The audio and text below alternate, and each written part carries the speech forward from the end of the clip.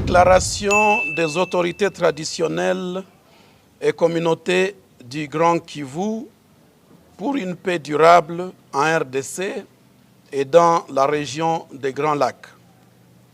Nous, autorités traditionnelles et représentants des communautés locales du Kivu en République démocratique du Congo, réunis au sein de la notabilité et communauté Grand Kivu, exprimons nos préoccupations et recommandations sur le processus de paix en cours, notamment le processus de Luanda et la redynamisation de l'accord cadre d'Addis Abeba, tout en insistant sur l'importance de l'inclusion des acteurs pour une paix durable. 1. De l'harmonisation des processus de paix. Les initiatives actuelles, bien que louables, restent fragmentées et risquent de générer des engagements redondants et contradictoires. Nous appelons à la fusion du processus de Luanda et de l'accord cadre d'Addis Abeba en un cadre unique et consolidé.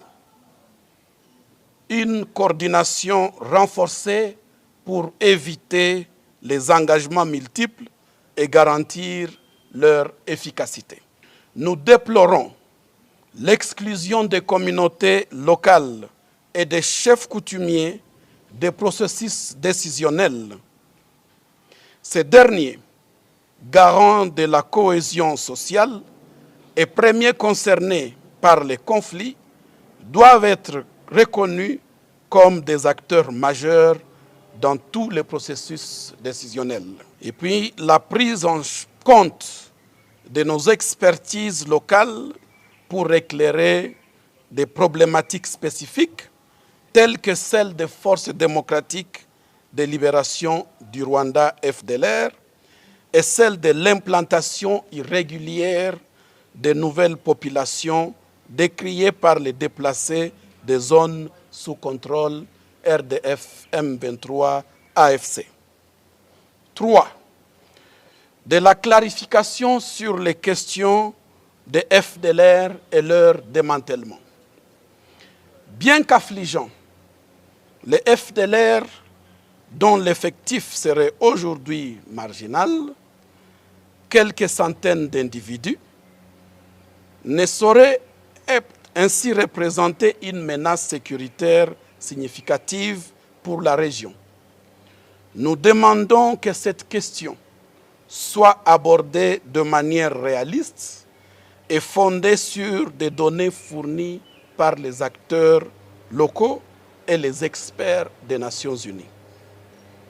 Nous, autorités traditionnelles et communautés du Kivu, dans la partie est de la RDC, réitérons notre engagement à appuyer le gouvernement et les parties prenantes à clarifier cette question en vue de résorber définitivement cette épineuse problématique. 4. De la désignation explicite des responsabilités. Les engagements placent souvent la RDC face à une entité floue, sans personnalité juridique dénommée, la région, ce qui dilue les responsabilités.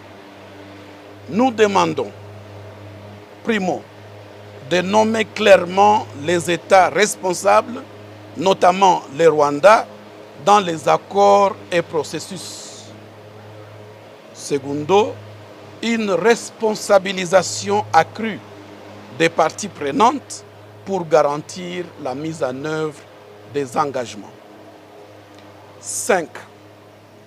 Du désengagement des forces de neutralisation et de neutralisation de RDF M23 par AFC. Le RDF M23 AFP continue de violer le cessez-le-feu. Exigeons Primo, leur désarmement immédiat et le retrait total des territoires occupés. Secondo, leurs sanctions régionales et internationales s'imposent désormais. 6. Nos recommandations clés. Primo, la consolidation des cadres de paix pour garantir une approche cohérente et inclusive. Secondo, la participation locale effective pour assurer une appropriation durable des accords. Tertio, la clarification des responsabilités des États impliqués. Quattro, le démantèlement des FDLR en basant cette opération sur une approche réaliste basée sur les faits locaux. Quinto, le désengagement de RDF M23 AFC et les sanctions contre ses soutiens internes et externes. 7. Appel au gouvernement de la République démocratique du Congo. Primo, d'arrêter avec des consultations protocolaires des communautés locales et autorités traditionnelles qui ne tiennent pas compte de leur rôle et de leurs recommandations, alors que ces derniers continuent de payer les lourds prix et tribut de l'insécurité de la guerre imposée à la République. Secondo, de redoubler d'ardeur et de vigilance pour que les populations de l'Est de la République recouvrent enfin une paix durable. 8. Appel à la communauté internationale. Nous invitons les partenaires internationaux à soutenir un cadre unique et inclusif pour la paix dans la région des Grands Lacs. Nous exigeons la transparence et la responsabilité équitable des États impliqués dans ces conflits. Ainsi, appuyer les initiatives locales de cohésion sociale, de développement communautaire pour la recherche et la consolidation de la paix.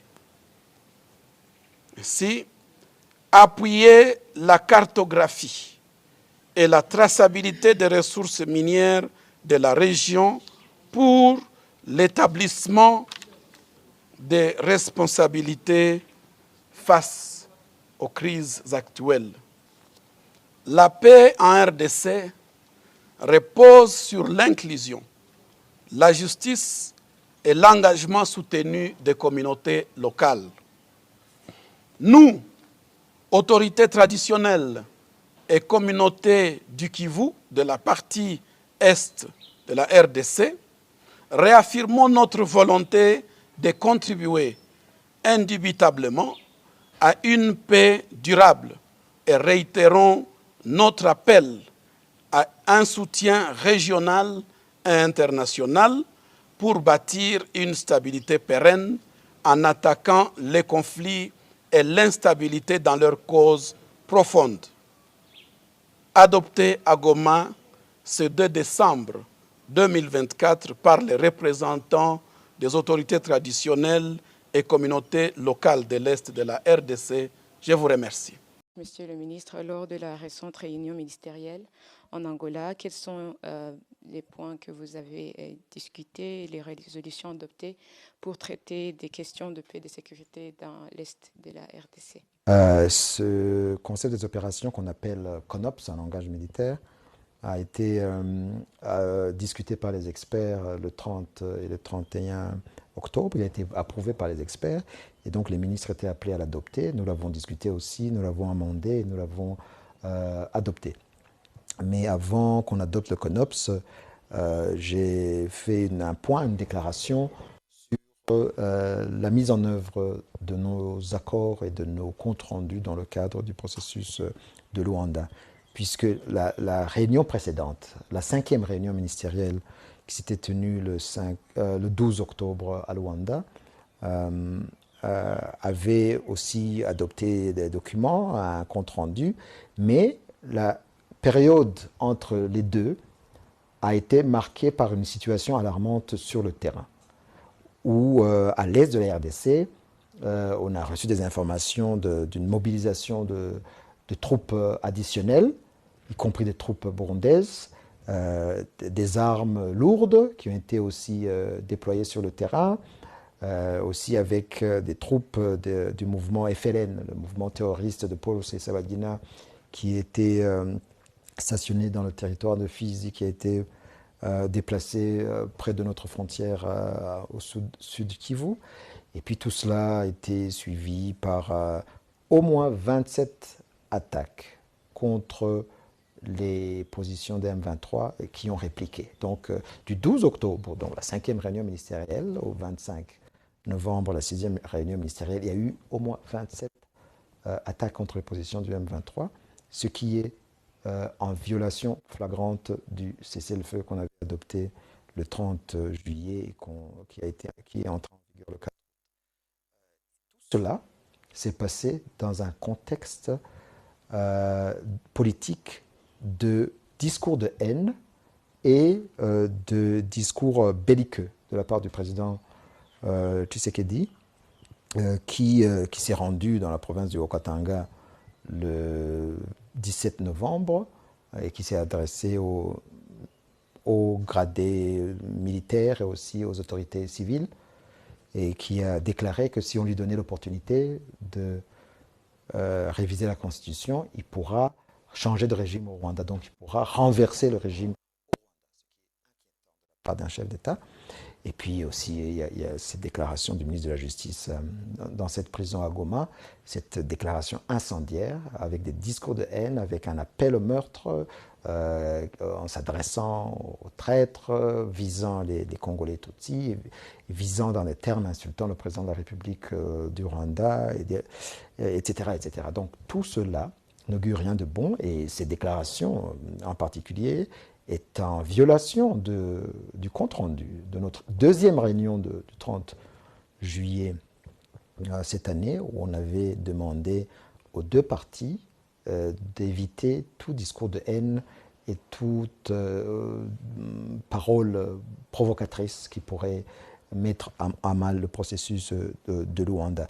Donc, j'ai fait cette déclaration pour montrer que on ne peut pas se déplacer à chaque fois à Luanda, se parler, discuter, signer des documents et ne pas s'engager à les mettre en œuvre. Donc, j'ai montré qu'en une période entre deux réunions, qu'il y a déjà beaucoup d'activités contraires à l'esprit et à la lettre du processus de Luanda qui ont été accomplies sur le terrain. Et c'est très inquiétant et cela démontre le manque de volonté politique et de bonne foi du gouvernement de la RDC.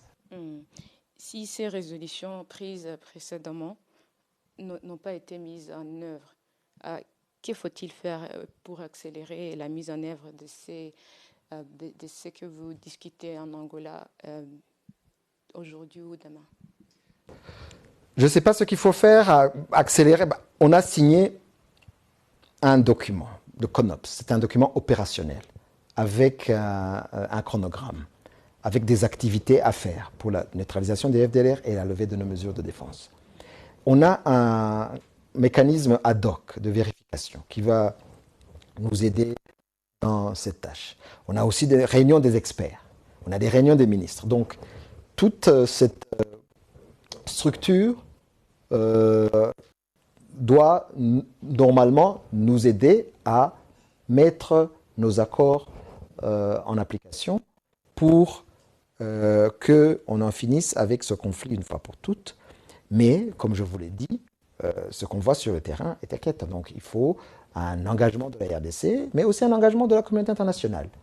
Et une pression, je dirais même une pression de la communauté internationale pour faire en sorte que on ne dise pas, on ne signe pas d'une main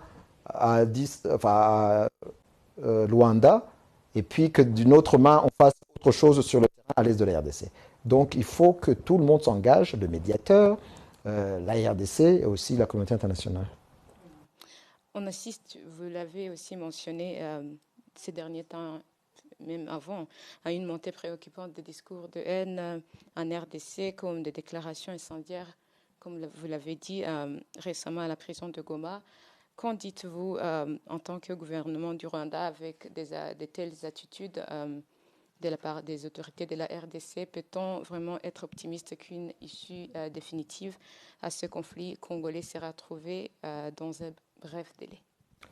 C'est vrai, la situation est très préoccupante, surtout les discours de haine qui suivent une marginalisation, une persécution de cette communauté des Tutsis congolais depuis des décennies, depuis plusieurs décennies. On parle des M23, mais le M23 actuel n'existait pas il y a quoi? Il y a 20 ans. Il y avait le M23, le premier M23 de 2012-2013 qui, nous dit-on, a été vaincu militairement, mais la solution politique n'a pas été mise en place pour répondre à leurs préoccupations, qui sont des préoccupations de la communauté des Congolais Tutsis.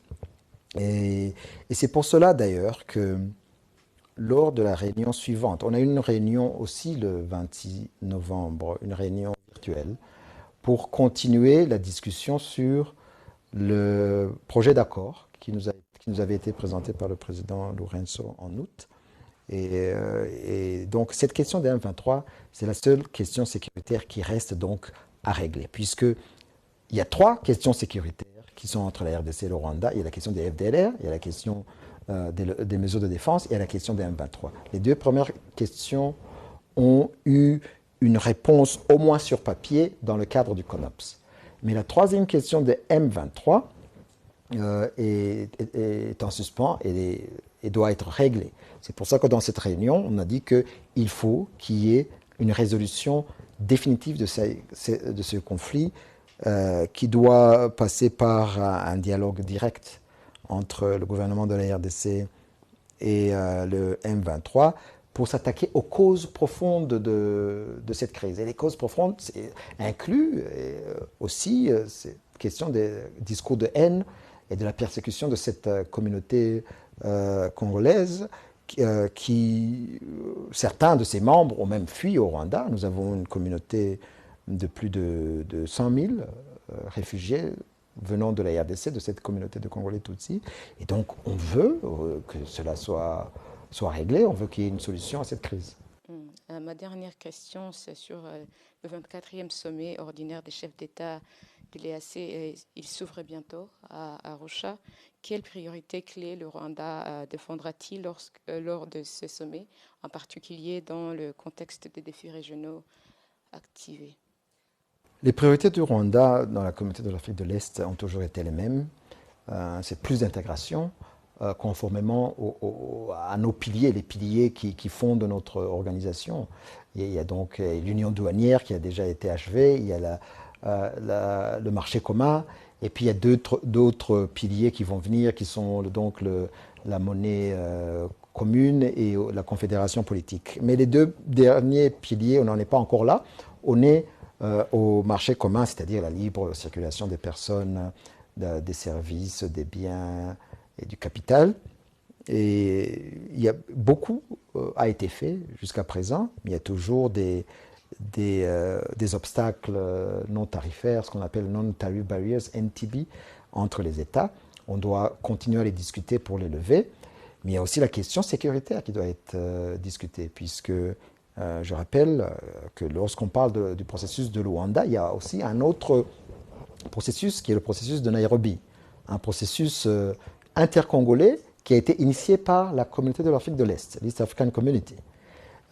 Et ce processus de Nairobi doit être réactivé afin de s'attaquer aux causes profondes de la crise, puisque la crise à l'est de la RDC, ce n'est pas une crise du M23. Il y a plus de 250 groupes armés à l'est de la RDC. Donc il faut que la communauté de l'Afrique de l'Est réactive, ce processus de Nairobi, pour trouver vraiment une solution globale à toute la crise de la RDC en s'attaquant aux causes profondes. Donc c'est aussi un autre point important à discuter lors de ce sommet. Merci, Monsieur le ministre, de nous avoir donné cette opportunité. C'est moi qui vous remercie.